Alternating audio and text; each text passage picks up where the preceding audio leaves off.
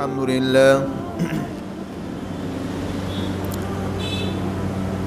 لله نحمده ونستعينه ونستغفره ونؤمن به ونتوكل عليه ونعوذ بالله من شرور أنفسنا ومن سيئات أعمالنا من يهده الله فلا مضل له ومن يضلله فلا هادي له ونشهد أن لا إله إلا الله وحده لا شريك له ونشهد أن سيدنا مولانا محمدا عبده ورسوله أما بعد فأعوذ بالله من الشيطان الرجيم بسم الله الرحمن الرحيم وَلِتُكْمِلُوا الْعِدَّةَ وَلِتُكَبِّرُوا اللَّهَ عَلَى مَا هَدَاكُمْ وَلَعَلَّكُمْ تَشْكُرُونَ وَإِذَا سَأَلَكَ عِبَادِي عَنِّي فَإِنِّي قَرِيبٌ أُجِيبُ دَعْوَةَ الدَّاعِ إِذَا دَعَانِ فَلْيَسْتَجِيبُوا لِي وَلْيُؤْمِنُوا بِي لَعَلَّهُمْ يَرْشُدُونَ۔ برادران محترم و برادران عزیز،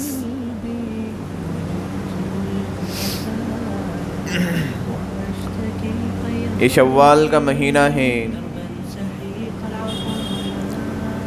جو کہ رمضان المبارک کے فوراً بعد آتا ہے، اور آج شوال کی بھی 14 تاریخ ہو چکی ہے،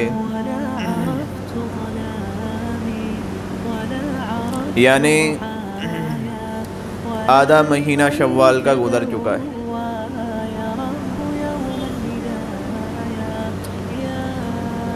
رمضان المبارک کی تکمیل کے سلسلے میں قرآن کریم میں اللہ تبارک و تعالی نے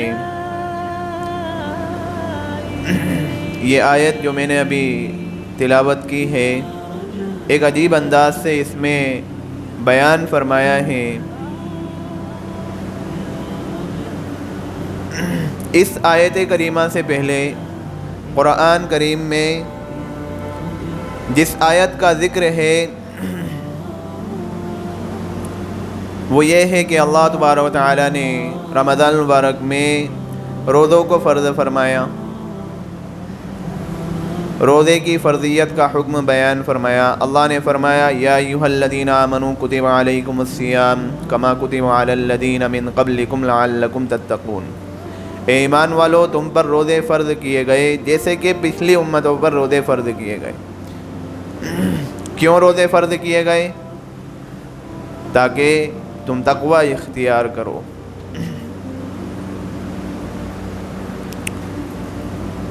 تو اللہ تبارک و تعالیٰ نے روزوں کی فرضیت کا حکم بیان فرمایا، اور وہ بھی ایام معدودات، جو کہ گنتی کے کچھ چند دن ہیں، یا تو 29 روزے ہوتے ہیں یا 30 روزے ہوتے ہیں۔ اس کے بعد جو حکم بیان فرمایا کہ روزے کی فرضیت کا حکم بیان فرما دیا، پھر اس کے بعد اللہ تبارک و تعالیٰ نے فرمایا کہ اگر تم بیمار ہو جاؤ اور روزہ نہ رکھ سکتے ہو یا سفر کی حالت میں ہو تو پھر ان روزوں کی بعد میں قضا کر لو۔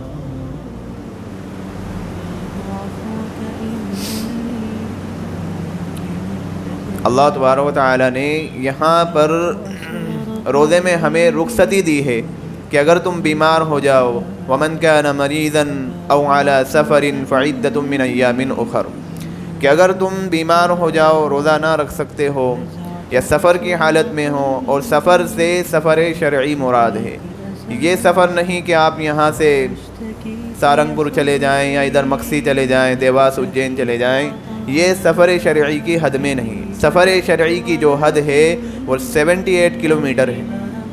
78 کلومیٹر کا اگر آپ سفر کر رہے ہیں، اس سے زیادہ کا، تو آپ پھر سفر شرعی کر رہے ہیں، کہ جس میں نمازوں کے بارے میں کیا حکم ہوتا ہے کہ جو 4 رکعت والی نماز ہے پھر اس کی قصر ہو جاتی ہے، یعنی وہ کم ہو جاتی ہے، وہ 2 ہو جاتی ہے۔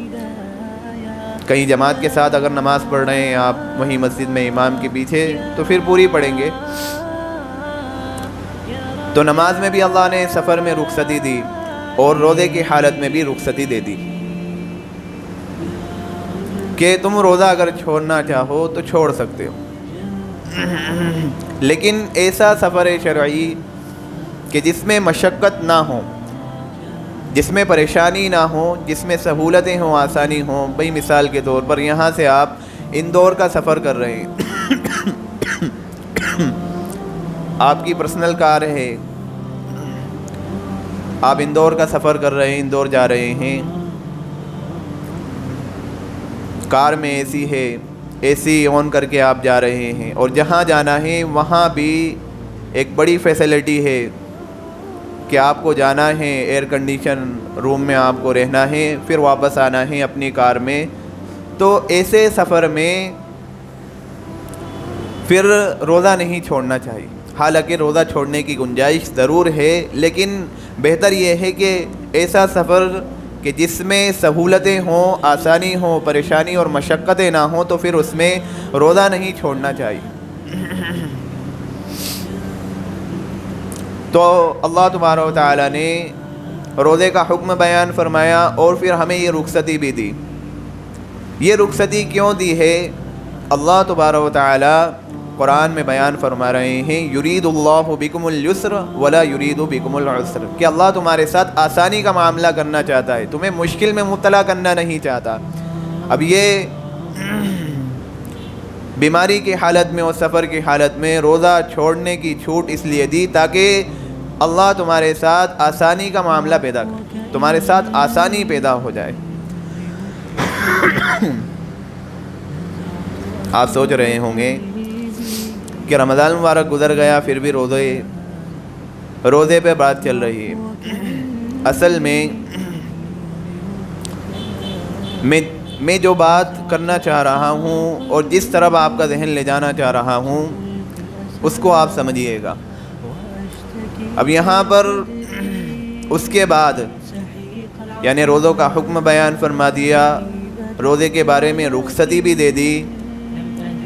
اب اگلی آیت جو اللہ نے بیان فرمائی کہ جو روزے ہم نے تم پر فرض کیے ہیں، جتنے روزے فرض ہوئے ہیں، تمہیں کیا کرنا ہے؟ وَلِتُكْمِلُوا الْعِدَّةَ، تمہیں اس کی گنتی پوری کرنا ہے۔ کیا مطلب ہے؟ کہ جہاں تک روزوں کے حق ادا کرنے کا تعلق ہے تو وہ شاید تم سے نہ ہو سکے۔ روزہ اللہ کی عبادت ہے اور کوئی بندہ اللہ کی عبادت کا حق ادا نہیں کر سکتا، اس لیے اللہ بیان فرما رہے ہیں کہ جو روزے تم پر فرض قرار دیے ہیں، وَلِتُكْمِلُوا الْعِدَّةَ، تم ان کی گنتی پوری کر لو، یعنی ان روزوں کو رکھ لو۔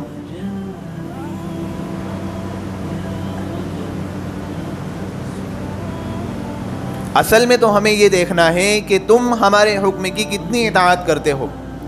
ہم نے کہا تم سے کہ رمضان میں دن کے وقت میں تمہیں کھانا پینا نہیں، اب ہمیں یہ دیکھنا ہے کہ تم ہمارے حکم کی کتنی تعمیل کرتے ہو۔ اگر تم نے وَلِتُكْمِلُوا الْعِدَّةَ، تم نے اس کی گنتی پوری کر لی، یعنی روزے رکھ لیے، چاہے اس کا حق ادا ہوا ہو یا نہ ہوا ہو، ہم تو تمہاری طرف سے اس کو قبول کر لیں گے۔ اب بعض لوگوں نے رمضان المبارک میں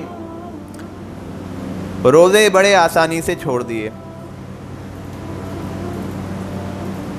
ایک شخص روزہ نہیں رکھ رہا، اس سے کہا گیا بھائی روزہ کیوں نہیں رکھ رہے؟ وہ کہنے لگا کہ میرا کام ایسا ہے کہ جس میں جھوٹ بہت بولنا پڑتا ہے، کہ جس میں جھوٹ ہی جھوٹ ہے۔ اب جھوٹ کی حالت میں اگر میں روزہ رکھوں گا تو پھر ایسے روزے کا کیا فائدہ؟ ایک شخص سے کہا کہ بھائی تم روزہ کیوں نہیں رکھ رہے؟ کہا گالی چھوٹتی ہی نہیں، زبان پہ گالی اس طرح بنی ہوئی ہے کہ وہ عادت چھوٹ ہی نہیں رہی، اب میں روزہ رکھوں گا گالی بکوں گا تو پھر ایسے روزے کا کیا فائدہ؟ بھئی اللہ تبارک و تعالیٰ تو روزے کی فرضیت کے بارے میں یہ بیان فرما رہے ہیں کہ روزہ تم پر اس لیے فرض ہوا تاکہ تم تقوی اختیار کرو۔ یا ایھا الذین آمنوا کتب علیکم الصیام، اے ایمان والو تم پر روزہ فرض کیا گیا ہے۔ کیوں فرض کیا گیا؟ تاکہ تم تقوی اختیار کرو، تقوی کے دامن میں چلے جاؤ۔ پرہیزگاری اختیار کرو، لیکن انسان پرہیزگاری اختیار ہی نہیں کرنا چاہتا۔ اگر اس کی جھوٹ بولنے کی عادت ہے تو وہ جھوٹ بولنا ہی نہیں چاہتا، جھوٹ بولنا چھوڑنا ہی نہیں چاہتا کہ اس کو جھوٹ بولنا ہے، اور جھوٹ بولنے کی عادت نہ چھوٹ جائے اس لیے روزہ نہیں رکھے گا۔ اس کو گالی بکنا ہے، گالی بکنے کی عادت نہ چھوٹ جائے اس لیے وہ روزہ نہیں رکھے گا۔ انسان کے عجیب خیالات ہیں۔ ایک صاحب وہ اپنی والدہ کو عمرہ کرنے کے لیے بھیج رہے تھے، خود عمرہ کرنے کے لیے نہیں جا رہے تھے، تو اپنے چچا زاد بھائی جو کہ خالہ زاد بھائی بھی تھا، تو اس کو عمرہ کرنے کے لیے اپنی والدہ کے ساتھ بھیج رہے تھے۔ اب چونکہ خالہ زاد بھائی ہے تو خالہ محرم ہے، اس لیے سفر جائز ہے۔ اب ان کے ایک تعلقات ایک شخص سے میں نے پوچھا کہ یار انہیں اپنی والدہ کے ساتھ خود عمرہ کرنے کے لیے جانا چاہیے، وہ عمرہ کرنے کے لیے کیوں نہیں جا رہے؟ اب چونکہ اس بارے میں ان کی گفتگو ہوئی ہوگی، اس لیے وہ بتانے لگے کہ ان کا یہ نظریہ ہے، ان کا یہ خیال ہے کہ اگر میں عمرہ کر کے آ گیا تو پھر مجھے نماز کی پابندی کرنا پڑے گی۔ میں عمرہ کرنے آ گیا، عمرہ کرنے چلا گیا تو پھر میری زندگی جس طرز پر گزر رہی ہے اس کو مجھے تبدیل کرنا ہوگی۔ وہ جیسے وہ اسکول کے ایگزام ہوتے ہیں اور وہ پیپر آتا ہے تو کچھ سوالات ایسے آتے ہیں کہ خالستان رکتستان پر کرو، تو انہوں نے بھی اپنی زندگی کو رکتستان بنا دیا کہ اگر میں عمرہ کرنے کے لیے چلا گیا تو مجھے نمازیں پڑھنا پڑیں گی رکتستان۔ کیا آئے گا یہاں پر؟ مجھے نماز پڑھنا نہیں ہے۔ اگر میں عمرہ کرنے کے لیے چلا گیا تو مجھے اپنی زندگی تبدیل کرنا پڑے گی رکتستان، مجھے اپنی زندگی بدلنا نہیں ہے کہ مجھے تو رات میں دیر سے سونا ہے، صبح فجر کی نماز گول کر کے 1 بجے اٹھنا ہے۔ عجیب انسان کے خیالات ہیں کہ انسان اپنی عادت نہ چھوٹ جائے اس لیے نیکی کی طرف بھی نہیں جانا چاہتا۔ اب ان سے میری براہ راست گفتگو ہوئی تو وہی مسئلہ میں نے چھیڑا۔ میں نے کہا آپ کو اپنی والدہ کے ساتھ خود جانا چاہیے، آپ کیوں نہیں جا رہے؟ اب ظاہر بات ہے کہ وہ نماز کی بات تو مجھ سے کریں گے نہیں کہ مجھے نماز کی پابندی کرنا پڑے گی، مجھے اپنی زندگی تبدیل کرنا پڑے گی۔ تو انہوں نے ایک اور عجیب بات کہی، انہوں نے کہا کہ اپنی والدہ کو میں ابھی اس لیے بھیج رہا ہوں کہ اگر میں گیا تو میری اہلیہ بھی ہے، مجھے اپنی اہلیہ کو لے جانا پڑے گا۔ یعنی والدہ سے زیادہ اہلیہ سے محبت ہے کہ اہلیہ کو چھوڑ کر نہیں جایا جا سکتا، اس لیے ابھی 2-3-4 سال بعد پھر میں اہلیہ کو لے کر عمرہ کرنے چلے جاؤں۔ یعنی اپنی ماں کے ساتھ اللہ کے بارگاہ میں جہاں پر انسان کی جانے کی خواہش ہوتی ہے وہاں پر وہ اپنی والدہ کے ساتھ جانا نہیں چاہتا، بلکہ وہ اپنی اہلیہ کے ساتھ جانا چاہتا ہے کہ میں اپنی اہلیہ کے ساتھ جاؤں گا۔ میں نے کہا ٹھیک ہے۔ تو یہ انسان کے عجیب خیالات ہوتے ہیں، انسان اس طریقے سے اپنے خیالات بنا رہا ہوتا ہے۔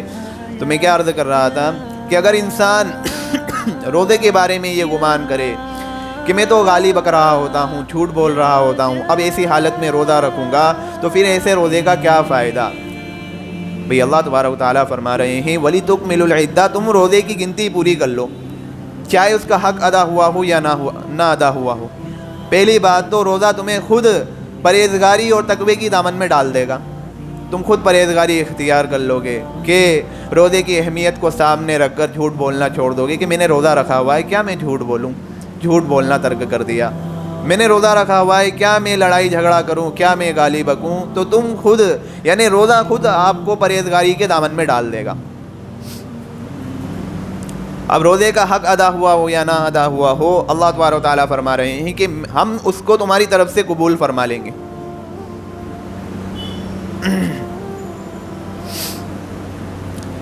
اب رمضان کے پورے روزے ختم ہو گئے، اب اس کے بعد اللہ نے اگلی آیت بیان فرمائی وَلِتُكَبِّرُوا اللَّهَ عَلَى مَا هَدَاكُمْ۔ اب یہ ہے वलितुकब्बिरुल्लाह अला मा हदाकुम, कि अल्लाह की किबरियाई बयान करो, अल्लाह की बड़ाई बयान करो, अल्लाहु अकबर कहो। इस आयत से दरअसल नमाज ईद की तरफ इशारा है कि ईद की नमाज में 6 ज़ायद तकबीरें होती हैं, और तकबीर का मतलब अल्लाह की बड़ाई बयान करना, अल्लाह की किबरियाई बयान करना। इसी तरीके से ईद के बाद जो मसनून खुतबा दिया जाता है तो उसमें पहले खुतबे में 9 मरतबा तकबीर कही जाती है, दूसरे खुतबे में 7 मरतबा तकबीर कही जाती है। और आप सल्लल्लाहु अलैहि वसल्लम खुतबे के दौरान जो तकबीर पढ़ा करते थे वो क्या थी? अल्लाहु अकबर ला इलाहा इल्लल्लाह वल्लाहु अकबर वलिल्लाहिल हम्द। इस तकबीर में ऐसी कैफियत तारी हो जाती है कि दिल की कैफियत बदल जाती है। इसीलिए तो जब ईद की नमाज़ पढ़ने के लिए जाएं तो मसनून अमाल में से ये है कि आप पैदल जाओ, और पैदल जाने के साथ साथ ये तकबीर कहते चले जाओ, अल्लाहु अकबर ला इलाहा इल्लल्लाह वल्लाहु अकबर वलिल्लाहिल हम्द। एक अजीब कैफियत तारी होगी और दूसरे के दिल में भी लर्ज़ा पैदा हो जाएगा। इसलिए तो कहा गया कि एक रास्ते से जाओ, दूसरे रास्ते से वापस आओ, ताकि जब एक बड़ी तादाद होगी तो लोग मगलूब हो जाएंगे कि मुसलमानों की एक बड़ी तादाद है जो ईद की नमाज़ के लिए जा रही है, ईद की नमाज़ के लिए आ रही है। इसीलिए यहाँ पर एक जमात का भी पैगाम दिया गया, और दरअसल ये ईद की नमाज अल्लाह की किबरियाई का, अल्लाह की बड़ाई का ही दिन है। अब ईद की नमाज पढ़ ली, अब आगे अल्लाह तबारक व तआला फरमा रहे हैं वलअल्लहुम यरशुदून वलअल्लकुम तशकुरून, ताकि तुम शुक्र अदा करो। किस बात का? कि अल्लाह आपने हमें रमज़ान मुबारक का महीना अता फरमाया, इस महीने को अता फरमा कर रोज़े का हुक्म भी बयान फरमा दिया, रोज़े की फ़र्ज़ियत आपने बयान फरमाई, फिर रोज़े की फ़र्ज़ियत बयान फरमा कर रोज़े में रुखसती भी दे दी कि अगर तुम सफ़र की हालत में हो, बीमार हो जाओ तो फिर रोज़ा छोड़ सकते हो, बाद में उसकी क़ज़ा कर लो। और फिर अगर तुम्हारे जहन में ये ख़याल पैदा हो जाए कि रोज़े का हक़ अदा नहीं हो रहा, अब मेरा रोज़ा कबूल हो या ना हो, तो अल्लाह तबारक व तआला ने फरमा दिया वली तुकमिलुल इद्दा, कि तुम उसकी गिनती पूरी कर लो। अब तुम्हें ज़्यादा जहन लड़ाने की ज़रूरत नहीं है कि वो उसका हक़ अदा हुआ हो या ना अदा हुआ हो, वो कबूल हो रहा हो या ना हो रहा हो। रोज़े को उसके ज़ाब्ते के साथ, क़वानीन के साथ अगर तुमने रख लिया तो हम ज़रूर उसको तुम्हारी तरफ से कबूल फरमा लेंगे। अब अगली आयत अल्लाह तबारक व तआला जो बयान फरमा रहे हैं, ये वो तमाम लोग सुने जो एक चाँद देखकर मस्जिद को आबाद करते हैं और दूसरे चाँद को देखकर मस्जिद को वीरान कर देते हैं। व इज़ा सअलका इबादी अन्नी फ़इन्नी क़रीब उजीबु दाअवतद दाई इज़ा दआन। अल्लाह तबारक व तआला नबी अकरम सल्लल्लाहु अलैहि वसल्लम से बयान फरमा रहे हैं कि अगर मेरे बंदे पूछें तो उनसे कह देना कि मैं तो करीब हूँ, मैं तो तुम्हारी पुकार को सुनता हूँ, तुम्हारी बातों को सुनता हूँ, तुम्हारी दुआओं को मैं कबूल करता हूँ। अब बज़ाहिर इस तरतीब में इस तरफ इशारा है कि रमज़ान चला गया तो तुम ये ना समझना कि अल्लाह भी चले गए, अल्लाह से जो एक ताल्लुक़ कायम हुआ था वो भी चला गया, अल्लाह का कुर्ब भी चला गया, अल्लाह से जो हम एक ज़ौक़ शौक़ से एक जज्बे के साथ दुआएं मांग रहे थे अब वो हमारी दुआएं कबूल नहीं होंगी। ये मत समझना। अल्लाह बयान फरमा रहे हैं कि मैं तो तुम्हारे करीब हूँ, चाहे रमज़ान हो गैर रमज़ान हो, मैं तुम्हारी बातों को सुनता हूँ, कबूल भी करता हूँ। इसलिए रमज़ान के जाने के बाद ताल्लुकात को बिल्कुल ख़त्म कर देना और फिर उसके बाद ये समझना कि अब मैं तो गुनहगार हो गया, अब मेरी दुआएं कबूल होंगी या नहीं, ये एक गलत फहमी है जिसका इज़ाला अल्लाह तबारक व तआला ने फ़ौरन फरमाया है कि मैं तुम्हारे करीब हूँ, तुम्हारी बातों को सुनता हूँ, पुकार को सुनता हूँ, तुम्हारी दुआओं को भी कबूल करता हूँ।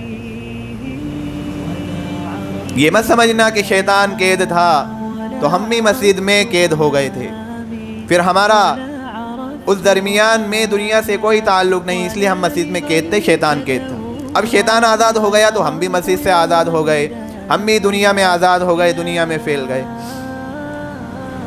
मेरे भाइयों और अज़ीज़ साथियों, ये रमज़ान के बाद जो मस्जिद को वीरान किया जाता है, ऐसे लगता है कि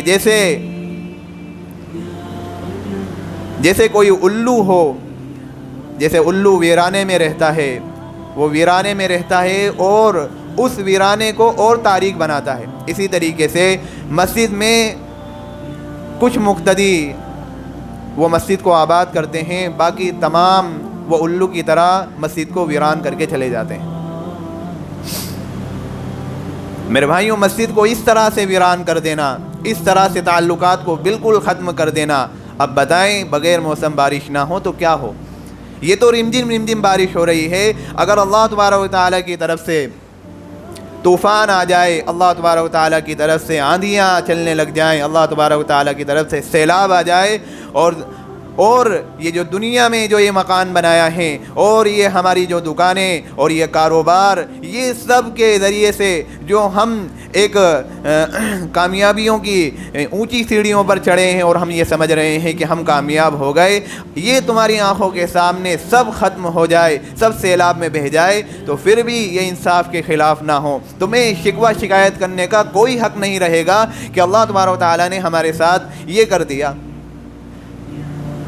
اس لیے کہ ہمارے اعمال بالکل سامنے ہیں کہ ہم کیا اعمال بتا رہے ہیں۔ میرے بھائیوں، غیر رمضان میں، رمضان کے پہلے بھی ہماری یہ مسجد ظہر کی نماز میں چینل تک صفیں چلی جاتی تھی، عصر کی نماز میں بھی چینل تک صفیں چلی جاتی تھیں، مغرب میں اس چینل سے اور 2 صفیں پیچھے تک چلی جاتی تھیں، لیکن اب یہ حال ہو گیا ہے کہ ظہر کی نماز میں یہ دوسری صف کبھی کبھار یہ بھی پوری نہیں ہو پا رہی ہے، عصر کی نماز میں تیسری صف، مغرب کی نماز میں وہ چوتھی صف، یعنی چینل تک بھی نہیں جا پا رہی۔ اتنا ویران کر دیا ہم نے مسجدوں کو۔ میرے بھائیوں، کچھ تو خیال کریں، اتنا ویران نہ کریں۔ دراصل مسجدوں کو ویران کر کے ہم ہماری زندگیاں ویران کر رہے ہیں کہ آج ہم نے مسجدوں اور مدرسہ اور مکتب، یہ تمام کی اہمیت ہم ختم کرتے چلے جا رہے ہیں۔ اب اللہ کی طرف سے آزمائش نہ آئے تو پھر کیا نہ آئے، اللہ کی طرف سے آزمائشیں اور آئیں گی۔ میرے بھائیوں، اعمال کو ہم بالکل ظاہر کر رہے ہیں کہ ہمارے کیا اعمال ہیں۔ ہم ایک بار کی ہلاک کر دیے جائیں پھر بھی ہم اللہ سے شکوہ شکایت کرنے کے بالکل ہمیں اختیار نہیں ہوگا۔ اس لیے میرے بھائیوں، کچھ خیال کریں اپنے آپ کی، اپنی زندگیوں کو اس طریقے سے، جیسے رمضان میں تھوڑی سی اہمیت ہمیں ہوتی تھی، اللہ کی طرف متوجہ رہتے تھے، غیر رمضان میں بھی تھوڑی سی اہمیت پیدا کریں۔ مسجدوں کو اس طریقے سے ویران نہ کریں، اگر مسجدوں کو ویران کریں گے، مسجدیں بھی تمہاری زندگی